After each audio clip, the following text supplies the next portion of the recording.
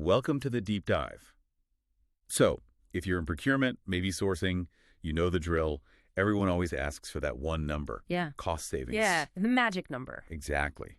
But we know that number doesn't always tell the whole story. Sometimes it even, well, lies. Yeah. Today, we're moving past just that. We want to give you the essential sourcing KPIs. The kind of data that really shows how competitive your suppliers are and, how efficient your own process is. And it's crucial right now, isn't it? Because the sourcing process itself is so dynamic. You might do an RFI, then maybe a couple of RFP rounds, maybe finish with an eAuction. Right. Without solid sourcing KPIs, you're kind of just guessing. You don't know if your strategy or even the format you chose is actually effective. These metrics, they give you that visibility. They let you judge how well you're executing. Okay. So let's nail down something important first. People often mix these up. Procurement KPIs versus sourcing KPIs. What's the real difference there? Yeah, good point. Procurement KPIs are broader, more strategic. They look at the whole end-to-end picture. Think purchase order cycle time or maybe contract compliance rates, big picture stuff. The whole function. Right. Sourcing KPIs are much more tactical. They zoom right in on one specific event, that RFP you just ran or that auction. They're focused on engagement, competition, right in that moment. So sourcing KPIs are like your immediate diagnostic tools for how healthy a specific event is. Yeah. Let's get into the critical ones then, the ones top teams really use, starting with supplier engagement. First one, absolutely. Supplier response rate. It's simple. What percentage of the suppliers you invited actually bothered to submit a bid? Yeah. Now, if this number is consistently low, say under 50%, that's a huge red flag. It probably means your requirements weren't clear, or maybe you didn't give them enough lead time. Could even be your payment terms are off. But if you're hitting, say, 80% or more, that suggests you've got pretty strong relationships. Suppliers understand what you need. But hang on. How do we know a high rate isn't just, noise? Lots of bids, but maybe they're weak or totally unrealistic. That's where the analysis comes in, yeah.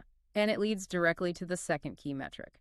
Cycle time per event. Speed matters. In today's world, it's a real competitive advantage. We need to know how fast we're actually moving. Oh, definitely. We've all been there, right?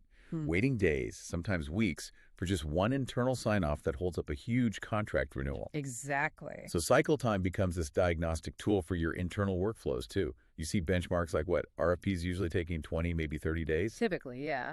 And simple RFQs, requests for quotes, they should be much faster.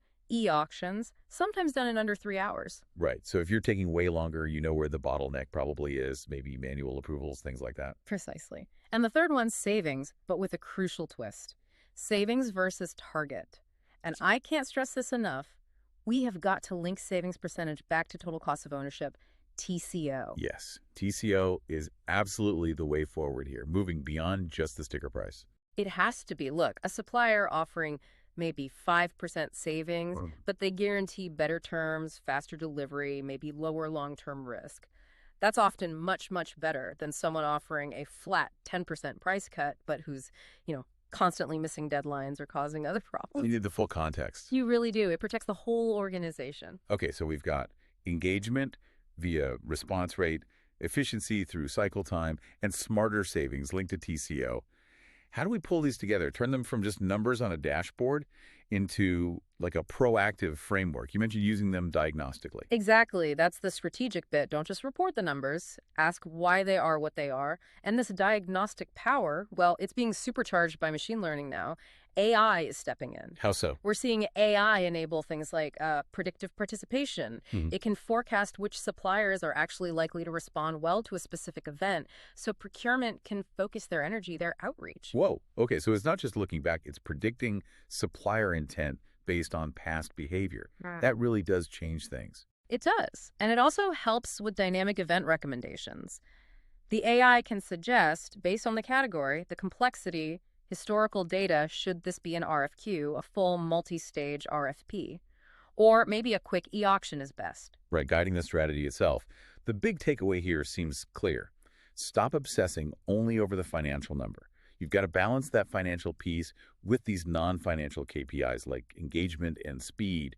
And the real power long-term comes from looking at the trends. For example, monitor a supplier's bid-to-win ratio. That's how often they actually win the business after they bid. Okay. If you see that ratio start dropping, maybe consistently dropping over time, That's telling you something. It probably means they're consistently misaligned on price or maybe on the specs. So you can intervene early. Exactly. Interpreting data like this makes sourcing proactive, not just reacting to problems after they happen. That is really powerful. Okay, a final thought for everyone listening, something to really chew on.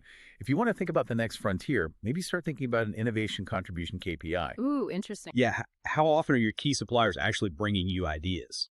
Value add suggestions, process improvements, maybe new materials that go way beyond just fulfilling the basic contract terms. That's where you shift from just buying stuff to building real strategic partnerships. That's enterprise strategy.